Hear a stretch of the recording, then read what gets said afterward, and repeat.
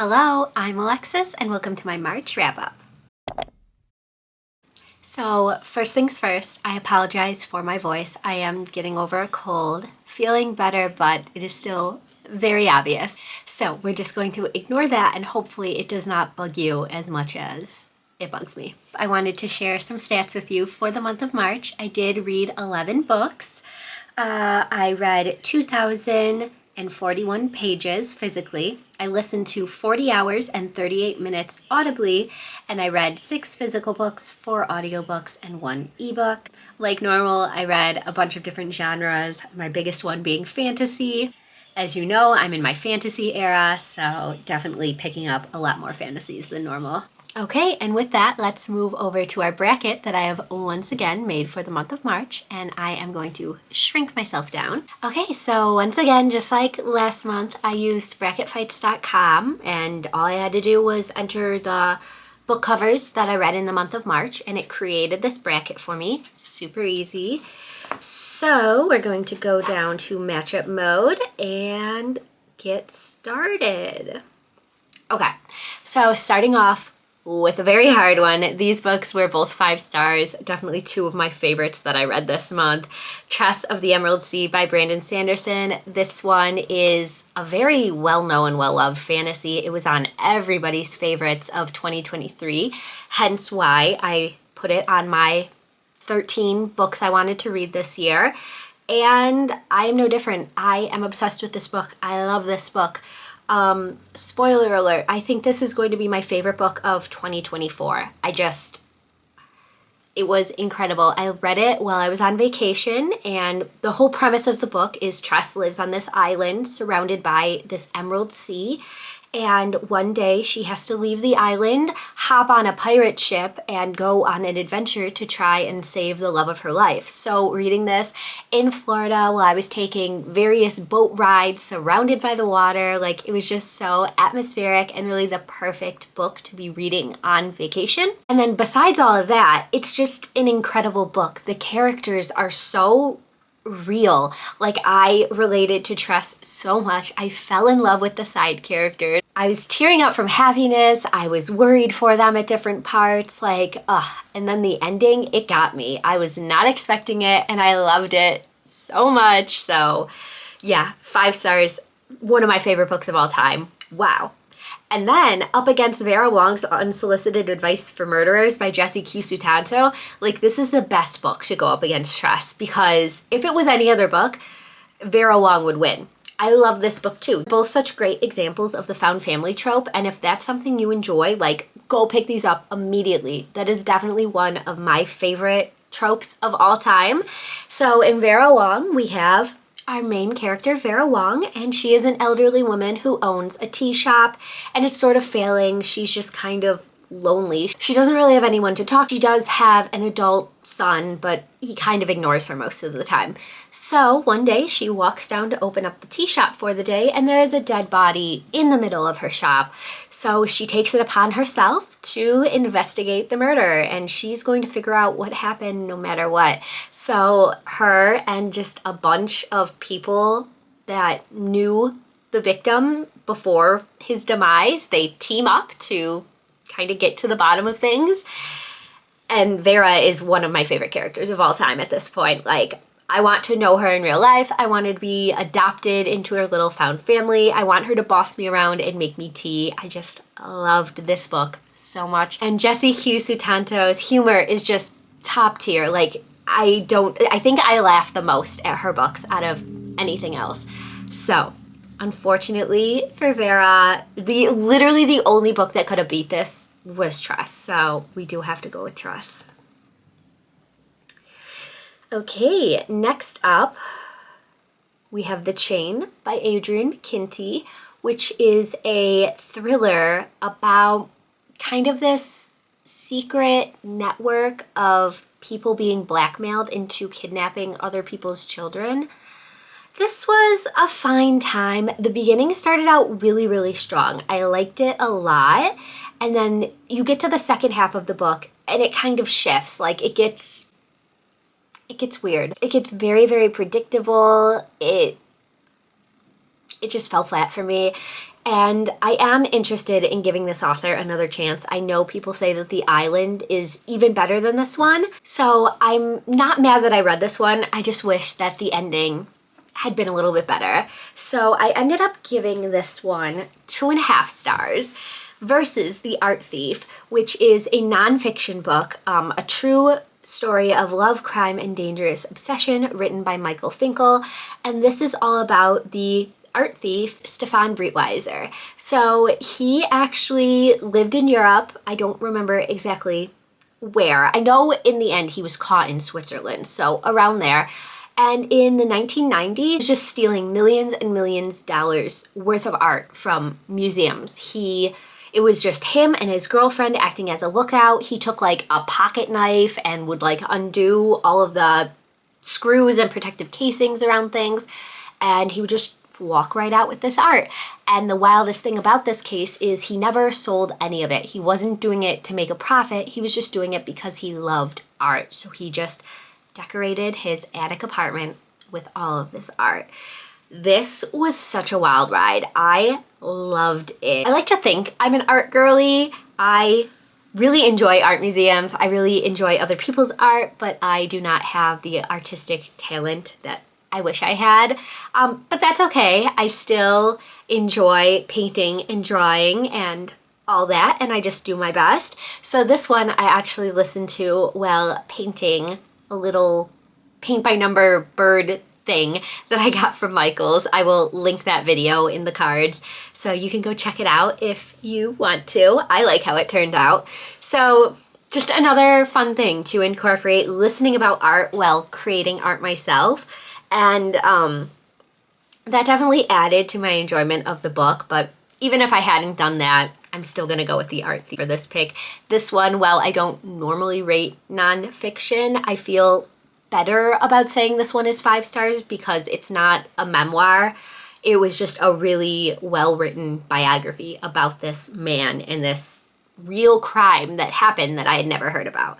So The Art Thief will be moving on to the next round. Okay, this one is so difficult because I love both of these books so much. So we have Animal by Lisa Taddeo, something like that. This one, wow. If you like weird girl books, if you like unhinged mad women, pick it up immediately. This one, okay, yeah, I did end up giving it 5 stars.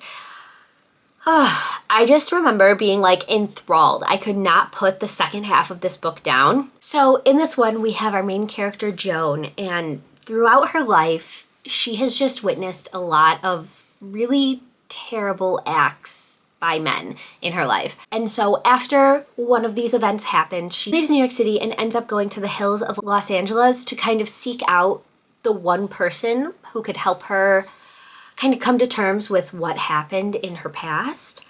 And wow, it was incredible. It was just such a beautiful depiction of like a messy female character. She was not perfect. She was not completely likable, but she just went through so much.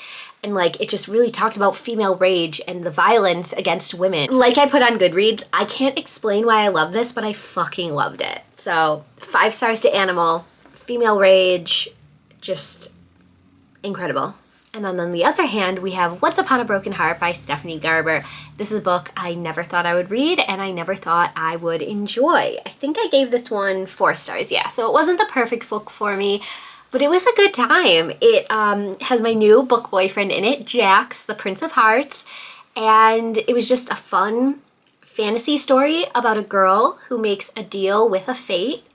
And of course, he kind of tricks her and it's not the deal she agreed to. So yeah, she has to go on an adventure. There's magical creatures involved. There's a prince. There's the fates. Just a good time. If you like just classic fantasy romance books, you're gonna like this one. I think everybody but me has read it, so I don't know who I'm trying to convince. But I'm happy I read it. I am immediately jumping into the second one this month because I need to know what happens. I need more Jax in my life. So although I really, really loved Once Upon a Broken Heart, I'm gonna have to go with Animal for this. Like, this could be on my top 10 too. This was such a good book. So it always confuses me that we do the entire left side. So I don't think it needs an explanation. I told you Tress is like my favorite book of the year, so Tress is gonna win. And then this is really, really hard.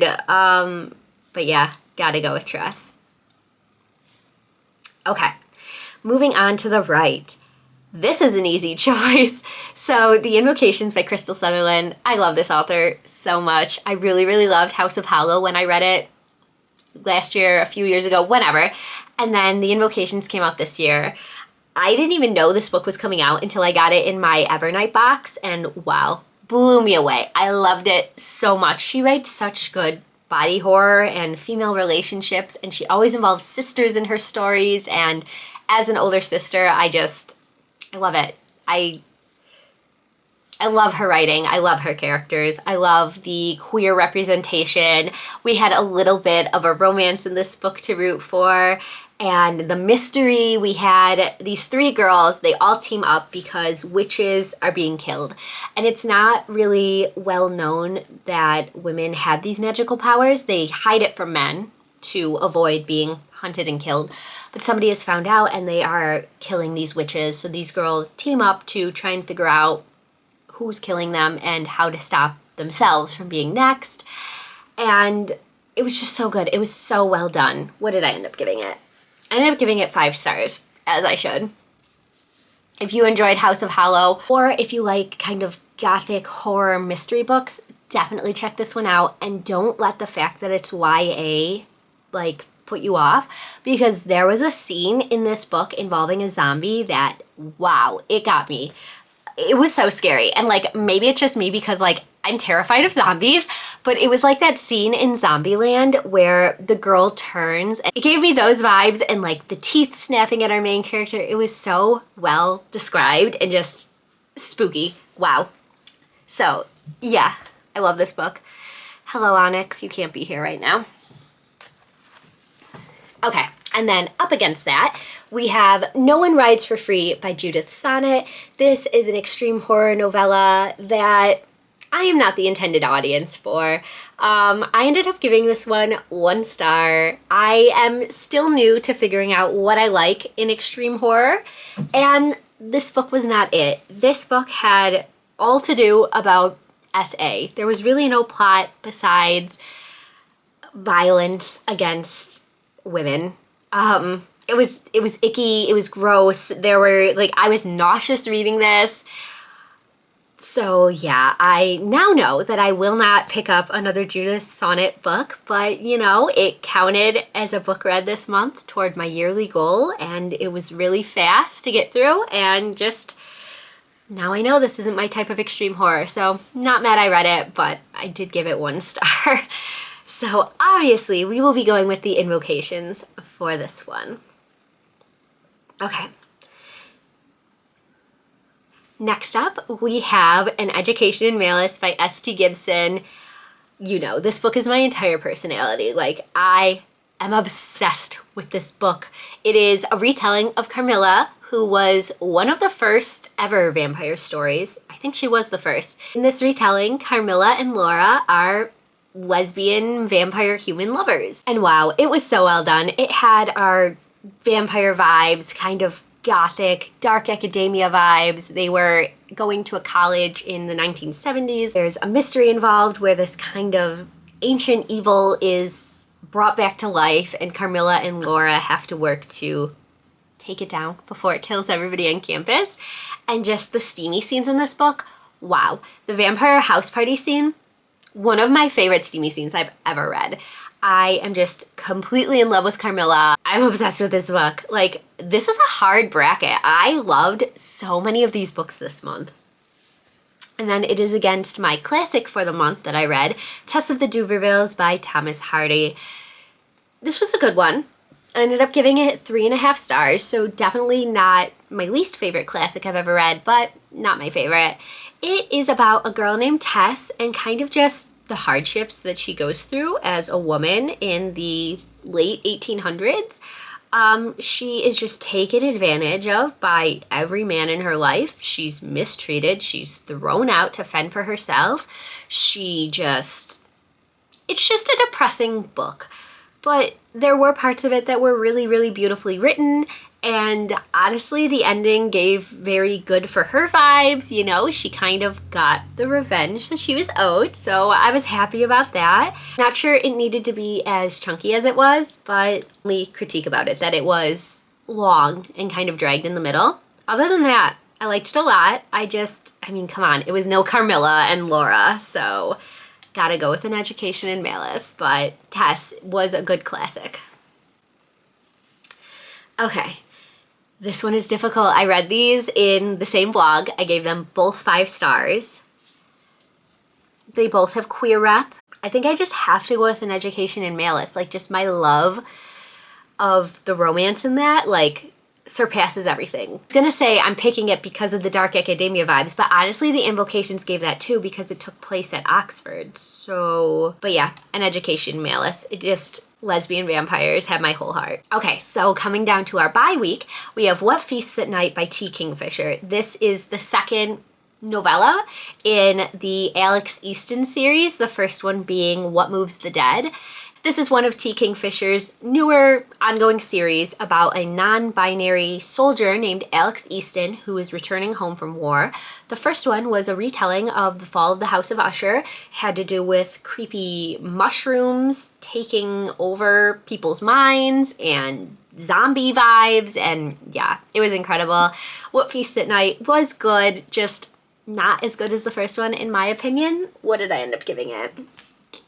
I gave it 4 stars, so still very, very good. Just pitting it up against the first one, like knowing that that one was a 5-star, this one could have been better. This one is about kind of this sleep paralysis demon who can disguise herself as a moth, and she sneaks into your window while you're sleeping, sits on your chest, and steals your life essence and basically kills you. So very, very creepy, very well done. There were definitely some scenes where I was like looking over my shoulder in the dark. I had to turn a nightlight on, you know, that kind of stuff. So if you enjoyed the first one and you like T. Kingfisher's writing, definitely pick this one up. I am excited to see where the series goes. Just for such a short book, I can't believe the middle dragged the way it did for me. And like, against An Education in Malice, of course, I have to go with my vampires again. Sorry, it's my toxic trait. I just love vampires so much. This is so hard. I think you guys know that I have to go with Tress because she is my favorite book of the year so far.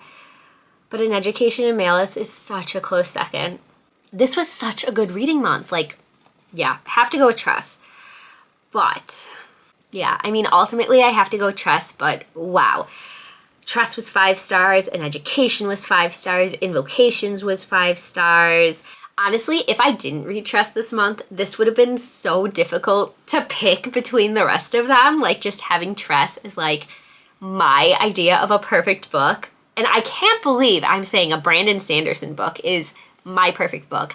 I read one of his books before and did not enjoy it, but now I'm just rethinking everything. Like, I know Tress isn't like a lot of his other books, but I'm ready to give him a second try. So I guess that could be our question for the day. Give me recommendations for more Brandy Sandy or other books like Tress. And if you made it this far into the video, you can just leave me a cup emoji for Tress. If you know, you know. Thank you so much for watching these silly little book battles. I'm really enjoying doing them. If you enjoy them too, please give me a thumbs up so I know to keep making them. They make the wrap-ups go by very fast. It's like a little game I get to play. I hope you read a good book today, and I will see you again soon in my next one. Bye.